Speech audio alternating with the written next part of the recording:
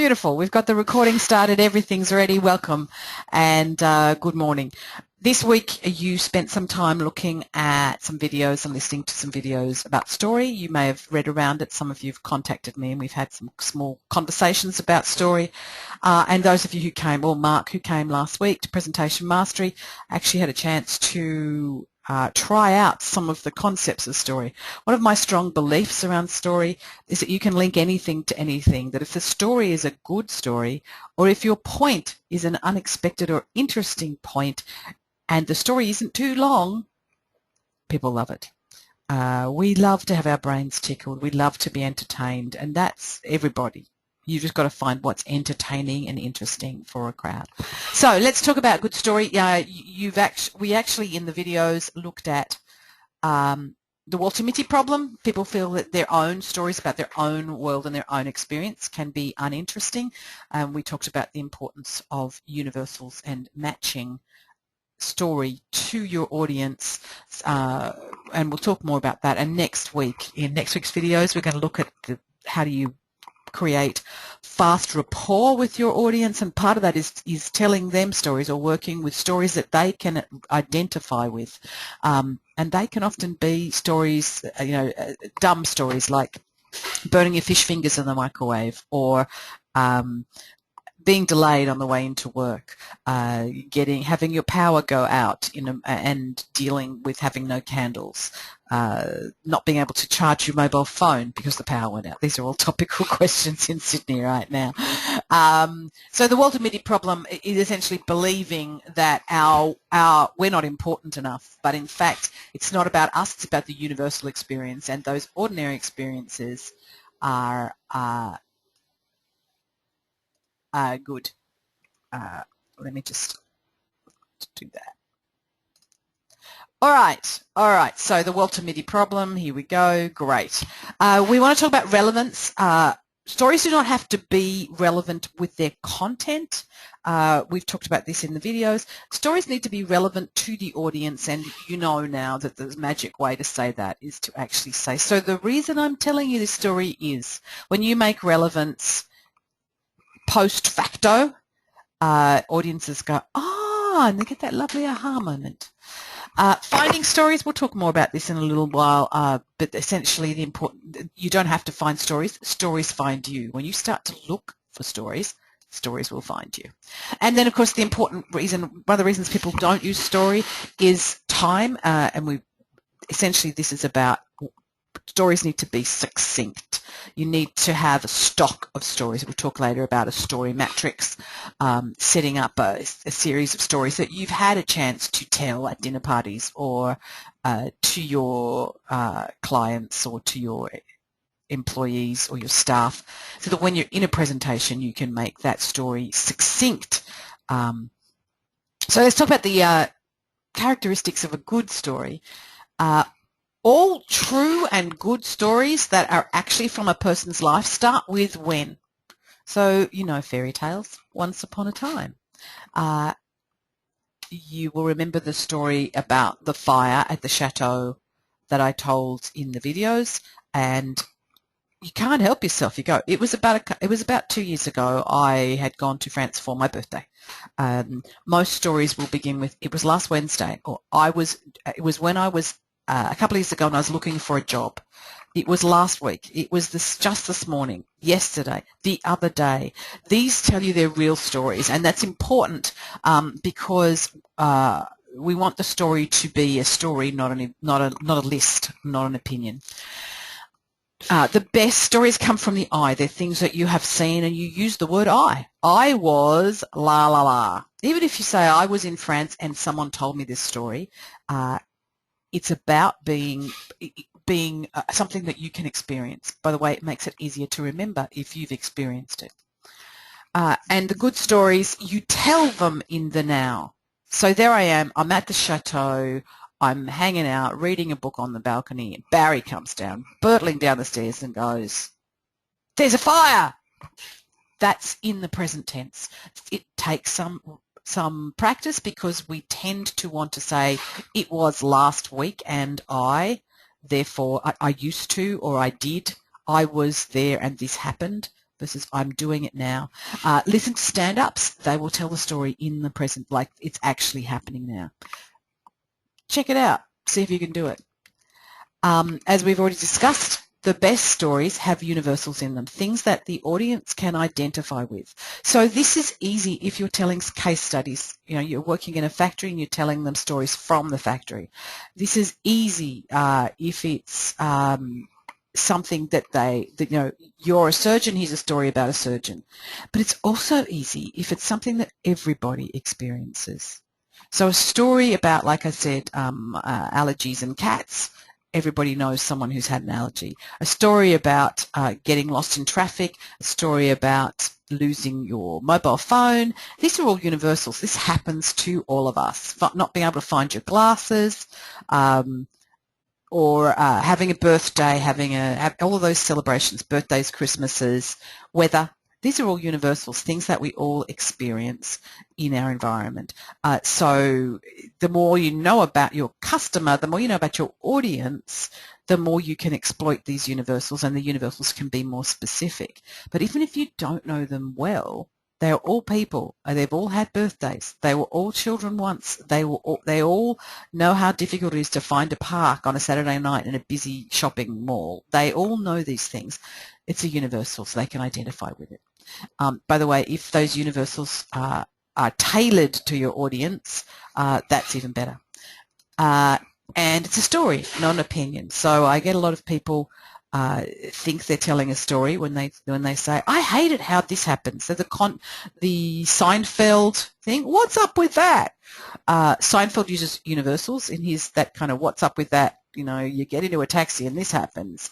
That's an opinion, not a story. It's funny, and you can use it in good measure, but it's not a story. A story is something where there actually is an event. And with events, don't make it a list. So I went here and I went to France and I ate a lot of food and I read a lot of books and I watched a lot of movies and I hung out with a lot of friends. That's not a story. But I went to France, and one day when I was hanging out, doing all the things that I've just listed, this event happened. So the event is what's in the story. You can set the scene. So, you know, in any good movie, the first 10 to 15 minutes is kind of setting the scene. Here's what it's like before the event happened. Here's normal. So, you know, everybody comes downstairs and has breakfast and the family's really kind to each other, and this is the way it is, and then the event happens where something bad happens. So one of my favourite movies at the moment, I've watched a number of times, is called The Stone Family Christmas. No. Family. Anyway, it's a story about Christmas, and you see at the beginning all the events that are normal. They set normal. This is normal. All the kids arriving home for Christmas, and then you find that the mother has cancer, and that this will be the last Christmas that they're together. And at the end of the movie, you then see that same, all the kids arriving, but the mother's not there anymore. So an event is things like, she has cancer, this is our last one. That becomes an event. You may well tell a cancer story depending on what your outcomes are. I hope that it's not a cancer story that you're involved in, but apparently the odds are large that it will be. But the event is an event, and if you're selling a list, the list is only to set the scene, and then you must have an event. Set the scene with food and wine and love and all those things, and then go, and then this happened. Normal, event that changed everything, new normal. Okay. One of the important things in telling stories is to be specific. So it's not a car that you're driving, it's a Peugeot. It's not a factory, it's the Werribee site, or it's not just a machine, it's the punching and binding machine. So make sure that when you're telling the story, people can actually get a grip on it. Sensates in your audience will, for example, if you talk about people, you need to tell them what those people look like, so they can imagine it more easily. The more conceptual thinkers, the intuitors in your audience won't care about those things, but sensates care about, well, you're telling me about this guy called John. How tall is he? What colour is his hair? Is he a nice bloke? All of those things become important. These kinds of details you need to tailor to your audience, but your story becomes more juicy and more delicious when you're driving a Peugeot up a mountain pass in the middle of Ardèche where the roads are less than 2 meters wide, and lots of people are English and driving on the wrong side of the road for France. There becomes much more, there's much more juice in that. You're looking for, when you tell a story, is the ordinary things, as we've said, the things people can identify with, and the ordinary in the extraordinary. So if you're climbing a mountain, it's just as interesting for us that you're climbing a mountain and lose your glasses, even if that mountain's Everest. It doesn't have to be walking over fire or climbing a mountain or climbing Everest. Pardon me. See, not enough detail. Climbing Everest or exploring the jungles of South America to be interesting, because the ordinary in the interesting is what we can identify with. I read some research recently where people have discovered on Facebook that if you want to be liked on Facebook, then you tell the ordinary stories even if you're doing something extraordinary. So people don't want to see and be jealous of your Himalaya adventure, but they are very happy to hear about your Himalaya adventure where you lost your glasses, or the Himalaya adventure where you discovered you met someone that you knew on the main drag of Paris. They want to know about the ordinary within the extraordinary. And that's easy to do because you have an ordinary experience all the time. Everything we do, even if it's extraordinary, feels ordinary to us once we've had that experience. And yes, the other thing about stories that make good stories, the ones that you can remember and are easy to remember, are the real ones that you actually experienced. So yeah, take a notebook and start writing down your real experiences. And what makes pleasure for your audience is the unexpected links. So one of the masters of this is Malcolm Gladwell. If you've read, he's got a number of books. Let me just turn on my webcam. Here's one. Here's one of the ones that I show my webcam. Share my webcam. Here it is. There's What the Dog Saw from Malcolm Gladwell is one of his books. It's the only one I have in hard copy with me right now. Most of them I've now got on my Kindle. I can't show you the cover very easily. But What the Dog Saw from Malcolm Gladwell is a series of his New Yorker articles. I can't actually fit that into the screen. Yeah, we're going to do that. Let's see if we can fit that. There you go. What the Dog Saw. It's a series of New Yorker articles where he actually takes the history of hair dye and shows you how it's related to feminism. He'll take a story about a dog whisperer. That's What the Dog Saw is the name of that article. A story about a dog whisperer and show it how it actually relates to the importance of, I'm actually not sure what that goes. Basically, it's about psychology and how other people see the world. But it's a story about a dog whisperer. So this is the kind of story you can experience, and the unexpected links that come from that. Let me just unshow my webcam. Where are we? Uh-oh.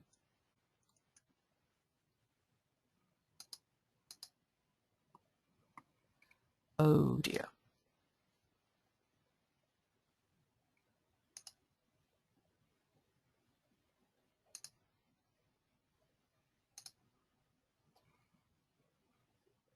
Have we lost you?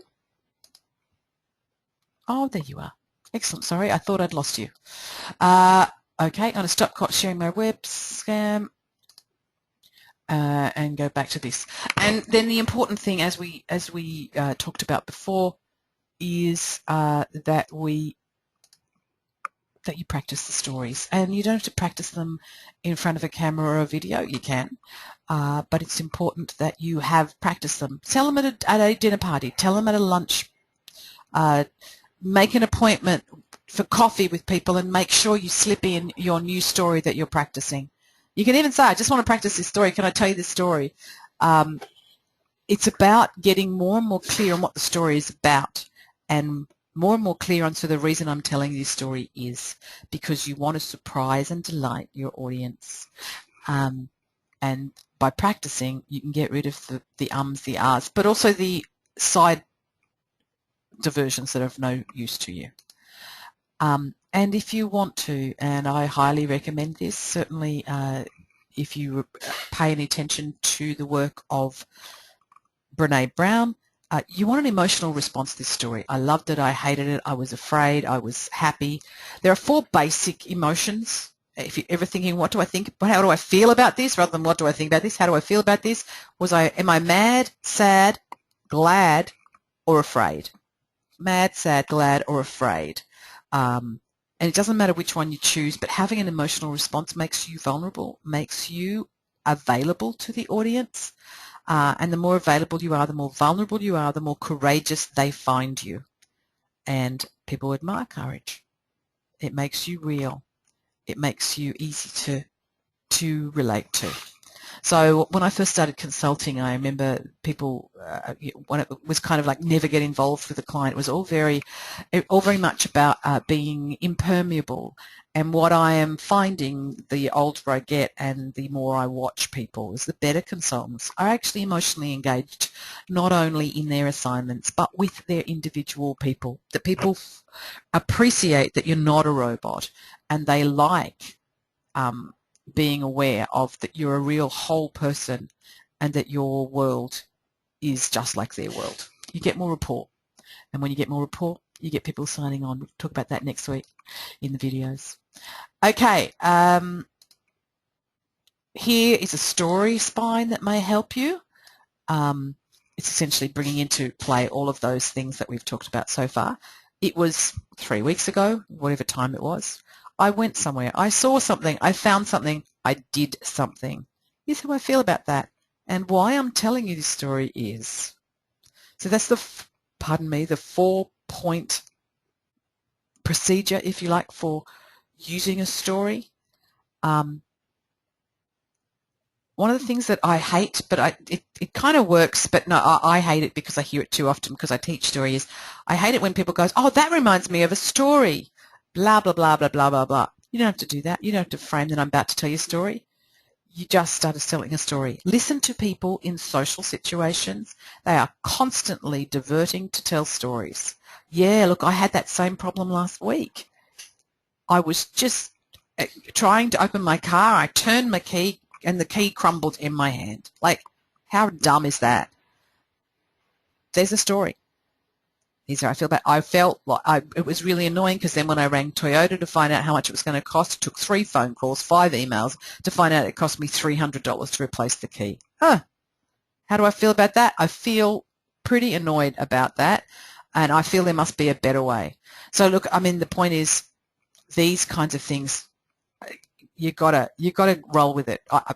What actually happened is I've worked out a way to find. I found a silicon repair thing that's going to cost me. It's cost me £12 to bring in from England, Sugru, and I'll be able to fix my car key by using this silicon that's moldable and then dries hard. So £12 versus $300. I think it's a good bargain. So why I'm telling you is we do whatever. It depends what your conversation is. People in real conversations don't generally say why I'm telling you, but in real conversations we are constantly inserting stories. That happened to me. Yes, I hate it when that happens. What do you think about this? This happened to me. What do you think? We are constantly doing it. So pay attention. Put a little radar out to notice when real people speak to each other, how they speak to each other, and you will find story everywhere. That's your 4-story spine. I want to just check with anybody if there are any questions people want answered, because this is a Q&A, but I always like to give you a little bit of extra stuff. Let me know in the question box if you have any questions. I'll give you a few moments to do that. Thank you. And please, if you do have questions during the week, please send them to me, email me.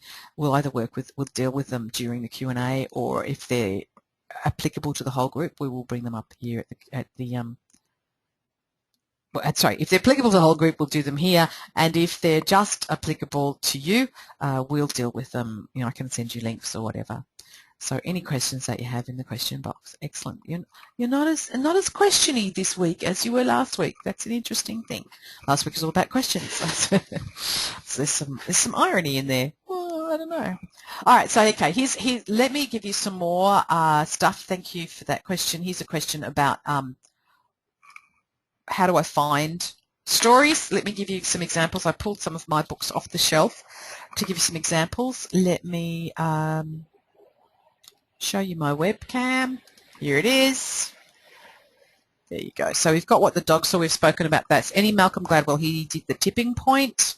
He also did Blink. Blink is a great book to read if you're interested in what Nalini Ambari called thin slicing. So the stats about in 2 seconds people make a judgment about how good you are as a presenter. That came from Nalini Ambari's work, and it was popularized by Malcolm Gladwell's book, Blink. So if you're going to read a book, if you want to read a book for stories, Blink is a great one for that. Lots of research and stories of what happens in research and real people's stories. One of my other favorite authors for stories is Dan Pink. His most recent book, Born to Sell. Again, I only have it on Kindle, but Dan Pink, like it sounds, Dan like Dan, and pink like the color. His most recent book, Born to Sell, he actually trails a fuller brush salesman. So basically, salesman who go door to door selling brushes. There's only one left in all of the states. He's followed the guy, and using that guy's story, he illustrated all of the research and points that he wanted to do. So that story kind of tied the entire book together. It's a major chapter in the book. If you want to go, if you want stories, you need to find the authors that create stuff that work for you. Here's a Robert Cialdini book where they've taken it's research all about how to be persuasive, and each of the chapters is essentially a story about particular research that's been done. So here's one. When might asking for all the reasons be a mistake? So it's great.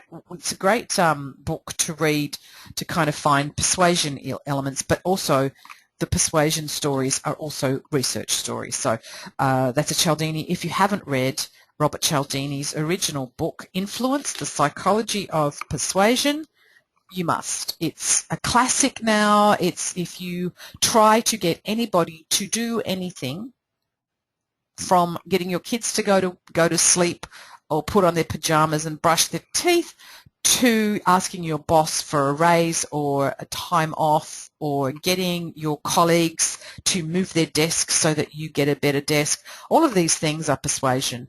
So if you're doing any of that and you're presenting, so you probably are, and more, then Robert Cialdini's Influence, Psychology of Persuasion is a perfect book for that. Here are some books that are actually trainers' books, The Magic of Metaphor and More Magic of Metaphor. The tabs are the books, the stories that I tell in training and in presentations quite frequently. So there's a lot. There are books like Chicken Soup for the Soul, which are also all stories. I find them too schmaltzy for me and often too long, whereas these particular books, these two here, which may or may not be available still, I don't know, but there are books like this. Go look in the training section of Amazon and you will find books about this. I've actually torn out this book, talked about, had some stuff, both of them had stuff about when to tell these stories, how to tell these stories, and I tore all that stuff out and just kept the stories in. So the book, because the books were so heavy to carry to training, so there's I've ripped out half of the world. And when I get an email from someone with a great story in it, I will put it in here. I will print it out and stick it in the back. If I find a book that with a story in it and I decide to throw the book away, I will keep the page like that. So in here I have emails and I have pages from a book. This is from a book called Zen of Business Administration. It's a story about it's a legend about lovers and stuff. Here's another one. It was a joke sent to me on email. I print them out. I put them in so that what you end up with is a compendium of stories you love. And there's more in the back of this one. The same deal. I've pulled pages out of books with particular. There's the story of the Aeron chair. There's a joke somebody sent me by email. Here's the story about Stephen Covey and how he worked. Here's the story about hush puppies. So all of these things are essentially, you begin to collect stories. And like I said before, they don't have to be other people's stories if they're your stories. They're just as useful. In fact, probably easier because you don't have to remember them because you live them. You will also find books in novels. So in the Louis de Bernier here, the Captain Corelli's Mandolin, there's actually a story I haven't told for a while, but it's a story about a man whose when he's a little kid, gets a pea stuck in his ear, a dried pea, because kids put things in their orifice all the time, and he didn't know because it's Italy pre-World War II. He had a pea stuck in his ear, and it affected his hearing for a very, very long time. And he's a mature man. He's in his 50s, married to a woman who just doesn't stop talking. And the doctor comes along and does him what he thinks is a good turn, removes the pea from his ear. When he removes the pea from his ear, the doctor is doing, as an expert, doing the best he knows how. But what it means is suddenly this man's world is totally disrupted. The kind of change that it invokes to have something that you've had forever, a pea in your ear, obstructing your hearing, removed, even if it was with good intentions, causes a problem. So in the case of the man who's married to the garrulous woman, he suddenly finds that he can't stand listening to her. Before it was a pleasant buzz. Now it's actual words and he has to pay attention to them. He can't deal with that. He goes back to the doctor and says, please, will you put it back? The doctor says, I can't, but the best I can do is to advise you to take your wife some flowers. So he takes his wife some flowers and the marriage goes on. But I use this story because it's about change. It's about people with good intentions, experts with good intentions like the doctor, who can disrupt and break patterns that we weren't even aware were useful. So the pea in the ear was actually useful, while dumb, useful. So you can be reading a novel and find a story like that. And one of these days I'm going to get around to scanning that and putting it in the back of my Magic of Metaphor book, because those are the things I take. Sometimes when I'm training, for those of you who are training rather than just presenting, I know that I need to sell a story, but I don't know which, and I will use my Magic of Metaphor book as a kind of a divination. I literally open the page and go, what's the next story? Here's the $2 coin in the toilet story, which is basically about a guy who says, how much money would it be worth to put you, if there's a $2 coin in the bottom of the toilet, nobody will pick it up. But if there's 5 $2 coins, people will actually pick it up. It's not that they won't do it, it's that the incentive isn't great enough yet. So that might be the exact story I need to tell. And even if it isn't, you can link anything to anything, as we have discovered. So I tell that story and then I link that to, we need to understand the motivations of our customers, or I tell that story and I link it to, you need to pay attention to the little people in your organization, or I link it to, we are doing things just to make them worthwhile. We're making this problem bigger than it is. We're looking for work for people, whatever it is. So that's some places that you can find stories. So thank you for that question. Let me just go back to the questions and do a little bit of seeking out here. Oh, excellent. All right, great. So we've just had this question, the ordinary and the extraordinary. Do we need to find extraordinary situations that we've been in? Yes and no. So all of us live extraordinary lives. We just don't realize that we live an extraordinary life. So each one of you has done something that other people will go, really?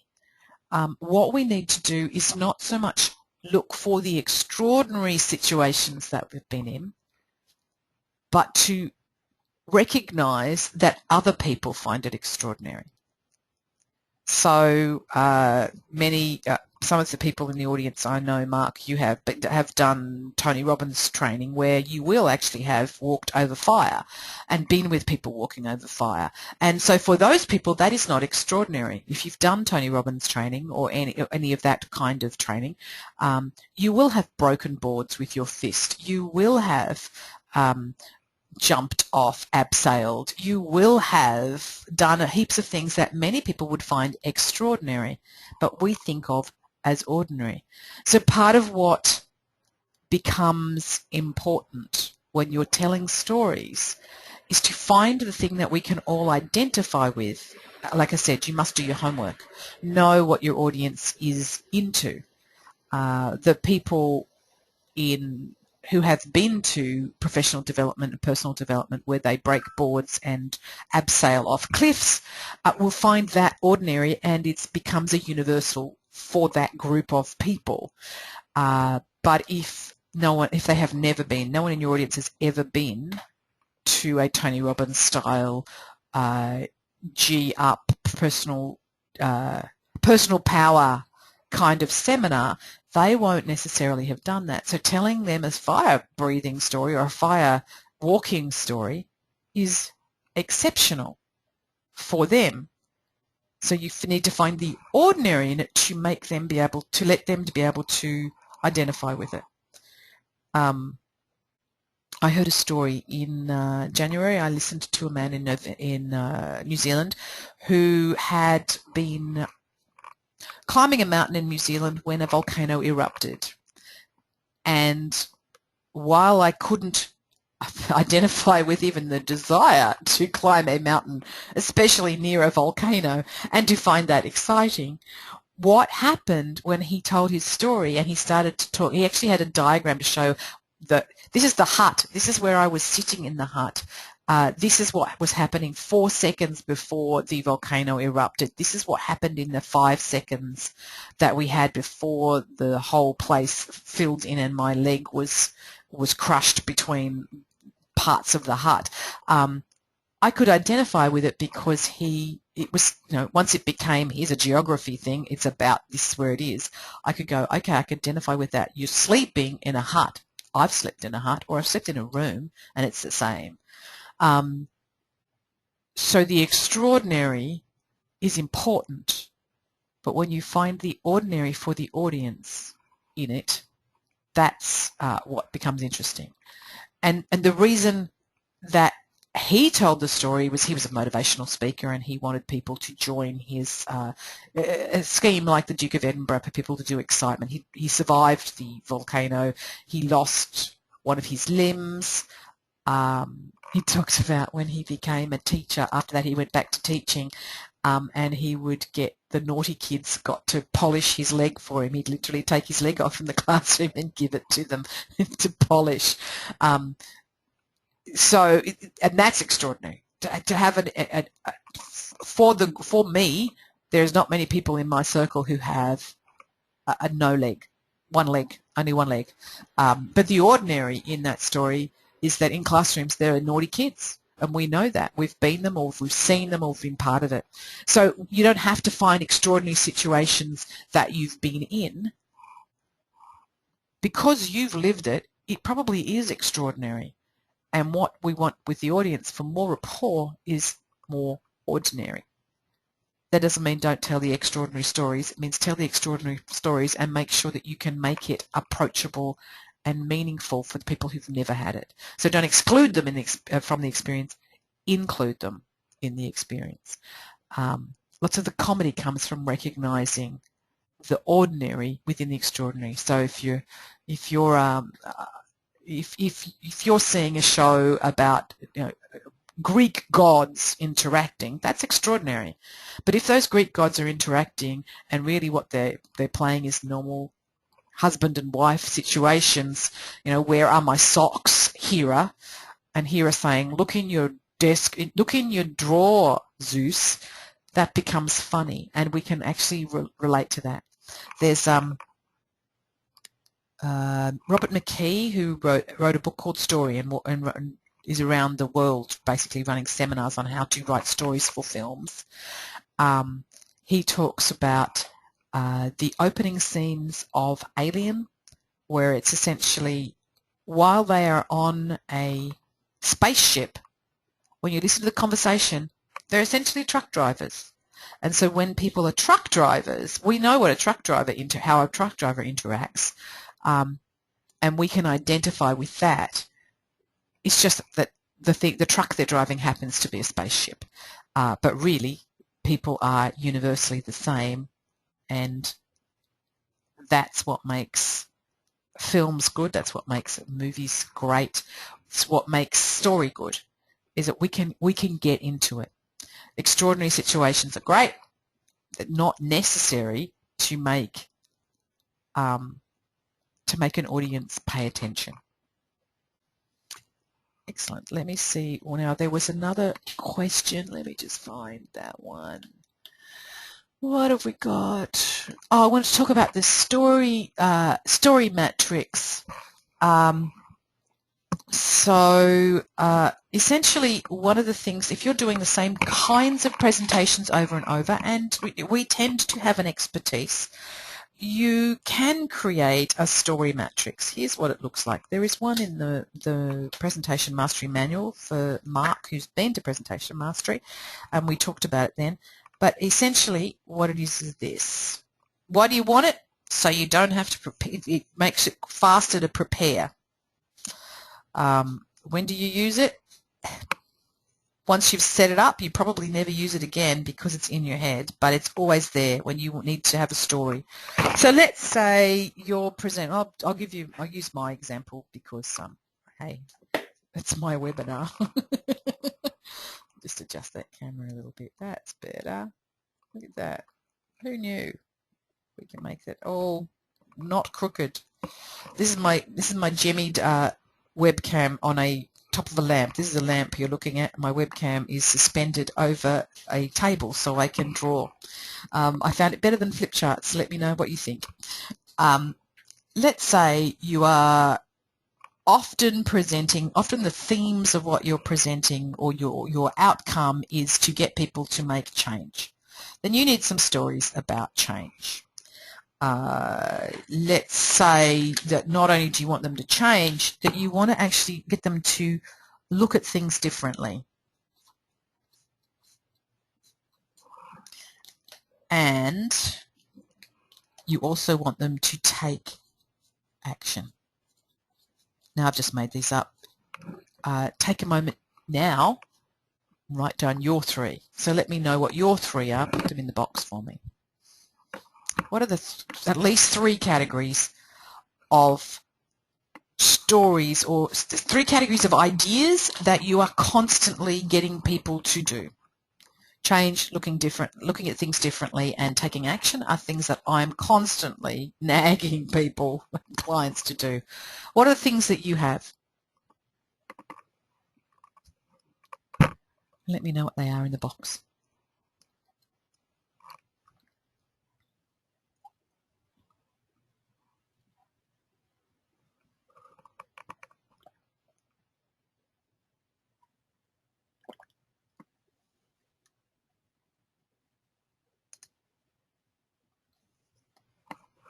Nice. Excellent. So you now have, yes, brilliant. So we've got quite a range here. I'm not going to read them all out because, well, I'm just not going to read them all out. Sorry. But you have them. So now you have a matrix. You can draw a matrix like this one. Then you can start to populate this matrix with stories. So I've got 4 lines here. You can have as many lines as you like. I would say you need at least 3. But remembering that any story can tell any point, you really just need one. There's a book I read recently called something along the lines of how to make an impromptu speech that will have everybody gasping. It's one of those great Google Ads optimized titles. And in that, the guy actually has a bet with his wife that he will be able to answer every question that comes up in his seminars with the same story, and he manages, I think he says 15 times, to use the same story to answer the questions of different audiences, of course, because you can't tell the same story twice in a training program. Oh, maybe you could. That's a challenge to myself. I'll find that out. It could be boring. But essentially, you need one story, but if you have 9, it would kind of be nice. So let's say for change, I tell a story about, well, you saw with the story about the fire at the chateau, I used that to illustrate a number of different points. But let's say, let's put the fire in the chateau one there.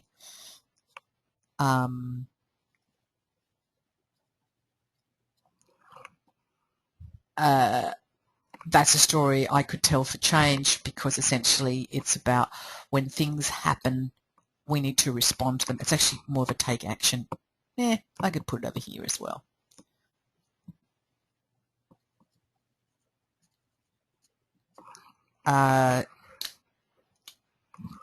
If I wanted people to look at things differently, let me see. Well, there's looking at things differently. There's the the story about the pea in the ear that we've heard already today, where the doctor took the pea out of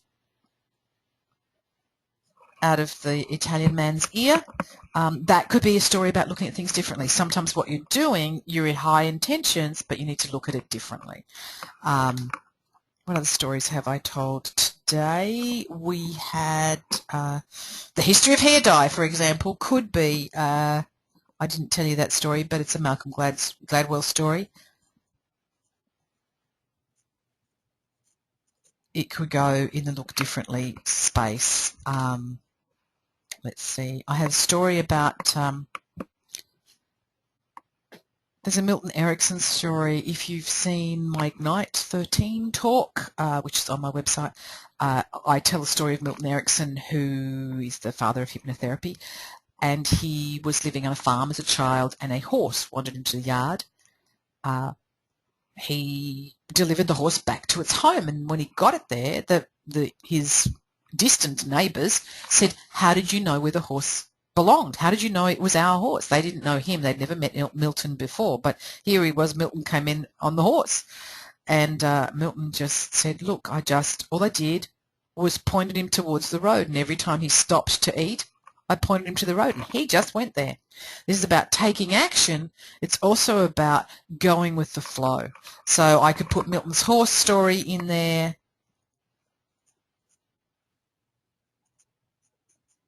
as a taking action story.